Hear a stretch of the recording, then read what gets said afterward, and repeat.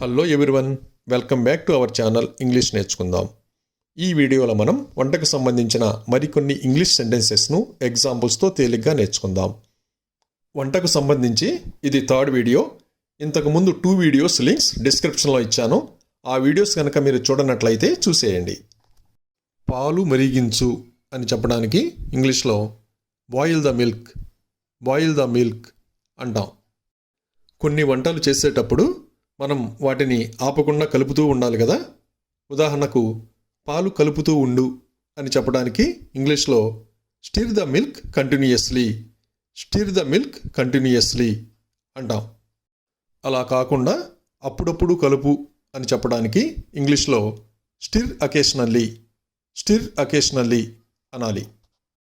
పాలు చిక్కబడే వరకు మరిగించు, దీన్ని ఇంగ్లీష్లో boil the milk till it thickens అనాలి. కొన్ని రకాలైన స్వీట్స్ తయారు చేయడానికి పాలను విరగబెడతాం కదా. ఉదాహరణకు పాలు విరగబెట్టడానికి నిమ్మరసం కలుపు అని చెప్పడానికి ఇంగ్లీష్లో add lemon juice to curdle the milk అనాలి. విరిగిన పాలను వడకట్టు అని చెప్పడానికి ఇంగ్లీష్లో స్ట్రెయిన్ కార్డిల్డ్ మిల్క్ అంటాం. వెన్న తయారు చేయడానికి మీగడని చిలకాలి కదా. చిలకడాన్ని ఇంగ్లీష్లో చర్నింగ్ అంటాం. ఉదాహరణకు ఆమె వెన్న చేయడానికి మీగడ చిలుకుతుంది, దీన్ని ఇంగ్లీష్లో she is churning the cream to make butter అనాలి. బియ్యంలో ఒక్కోసారి మట్టి బిడ్డలు ఉంటే ఏరివేసి శుభ్రం చేస్తాం కదా. ఉదాహరణకు నేను బియ్యం ఏరుతున్నాను అని చెప్పడానికి ఇంగ్లీష్లో I am picking over the rice అంటాం. అలాగే మనం అన్నం వండే ముందు బియ్యం కడుగుతాం కదా. ఉదాహరణకు నేను బియ్యం కడుగుతున్నాను అని చెప్పడానికి ఇంగ్లీష్లో I am rinsing the rice అంటాం. నీళ్లు మరిగాయి అని చెప్పడానికి ఇంగ్లీష్లో ద వాటర్ హ్యాస్ బాయిల్డ్ అంటాం.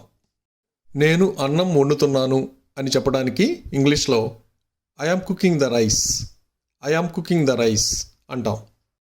అన్నం ఉడుకుతోంది అని చెప్పడానికి ఇంగ్లీష్లో ద రైస్ ఈజ్ కుకింగ్ అంటాం. అన్నం ఉడికిన తర్వాత దానిలో ఎక్కువగా ఉన్న నీటిని తీసివేస్తాం కదా, దానినే అన్నం వార్చడం అంటాం. ఉదాహరణకు నేను అన్నం వార్చుతున్నాను, దీన్ని ఇంగ్లీష్లో I am draining the rice అంటాం. అలాగే అన్నం వడ్డిస్తున్నాను అని చెప్పడానికి ఇంగ్లీష్లో I am serving the rice అంటాం. బ్రెడ్ అంచులను తీసివేయి అని చెప్పడానికి ఇంగ్లీష్లో రిమూవ్ ద బ్రెడ్ క్రాస్ అంటాం. రొట్టెను చిన్న చిన్న ముక్కలుగా చెయ్యి అని చెప్పడానికి ఇంగ్లీష్లో break the bread into tiny pieces అనాలి. మనలో చాలామందికి రొట్టెను పాలలో ముంచుకు తినడం అంటే ఇష్టం కదా. ఉదాహరణకు రొట్టెను పాలలో ముంచు అని చెప్పడానికి ఇంగ్లీష్లో dip the bread in the milk అనాలి. మా అమ్మ పూరీలు వేయించుతుంది అని చెప్పడానికి ఇంగ్లీష్లో my mother is frying the puris అనాలి.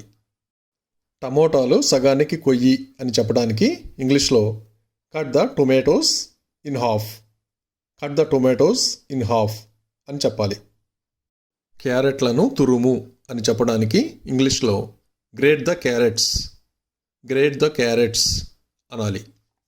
బంగాళాదుంపలు సరిగా ఉడకలేదు అని చెప్పడానికి ఇంగ్లీష్లో the potatoes are undercooked అంటాం.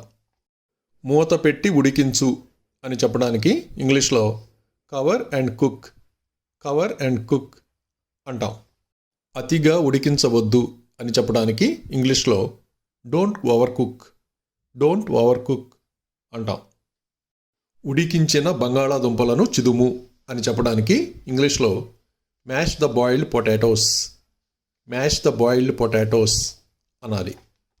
గరం మసాలా పొడి చల్లు అని చెప్పడానికి ఇంగ్లీష్లో sprinkle garam masala powder, sprinkle garam masala powder అనాలి. కూరలో ఉప్పు తక్కువైతే ఇంకొంచెం ఉప్పు వెయ్యి అంటాం కదా, దాన్ని ఇంగ్లీష్లో put a little more salt in, put a little more salt in అనాలి. ఒక్కోసారి కూరలో ఉప్పు ఎక్కువ అవుతూ ఉంటుంది కదా, అప్పుడు ఈ కూరలో ఉప్పు చాలా ఎక్కువగా ఉంది అని చెప్పడానికి ఇంగ్లీష్లో there is too much salt in this curry, there is too much salt in this curry అనాలి. పిండిని చిన్న ఉండలుగా చెయ్యి అని చెప్పడానికి ఇంగ్లీష్లో roll the dough into small balls, roll the dough into small balls అనాలి. ఆమె చపాతీలు ఒత్తుతుంది అని చెప్పడానికి ఇంగ్లీష్లో she is rolling out the chapatis, she is rolling out the chapatis అనాలి. మనం చపాతీలు పెనం మీద కాలుస్తాం కదా, పొయ్యి మీద పెనం పెట్టు అని చెప్పడానికి ఇంగ్లీష్లో put the frying pan on the stove, put the frying pan on the stove అనాలి. చపాతీ ఒకవైపు కాలిన తరువాత చపాతీని తిరగెయ్యి అని చెప్పడానికి ఇంగ్లీష్లో flip the chapati, flip the chapati అనాలి. పెరుగును గిలకొట్టు అని చెప్పడానికి ఇంగ్లీష్లో whisk the curd, whisk the curd అనాలి. సాంబార్ తాలింపు వెయ్యి అని చెప్పడానికి ఇంగ్లీష్లో temper the sambar, temper the sambar అనాలి. ఈరోజు బిర్యానీ వండు అని చెప్పడానికి ఇంగ్లీష్లో cook the biryani today, cook the biryani today అనాలి.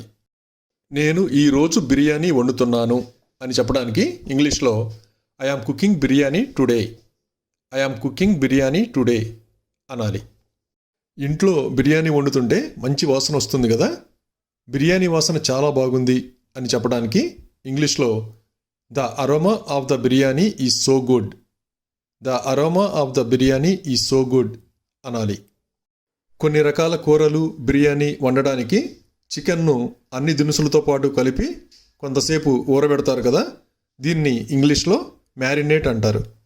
ఉదాహరణకు చికెన్ను కనీసం 4 గంటలు ఊరబెట్టాలి, దీన్ని ఇంగ్లీష్లో marinate the chicken for at least 4 hours, marinate the chicken for at least 4 hours అనాలి.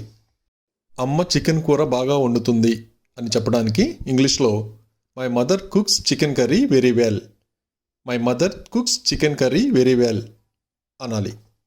కూర వండిన తర్వాత దాన్ని వడ్డించే ముందు అలంకరిస్తారు కదా, అలా అలంకరించడాన్ని గార్నిషింగ్ అంటాం. ఉదాహరణకు కొత్తిమీరతో కూరను అలంకరించు అని చెప్పడానికి ఇంగ్లీష్లో garnish the curry with coriander leaves, garnish the curry with coriander leaves అనాలి. వేడిగా వడ్డించు అని చెప్పడానికి ఇంగ్లీష్లో సర్వ్ హాట్, సర్వ్ హాట్ అంటాం. Thank you for watching this video. మీ అభిప్రాయాలను కామెంట్స్ ద్వారా తెలియజేయండి. మరిన్ని వీడియోల కోసం ఈ వీడియోని లైక్ చేయండి, షేర్ చేయండి మరియు సబ్స్క్రైబ్ చేయండి. Thank you.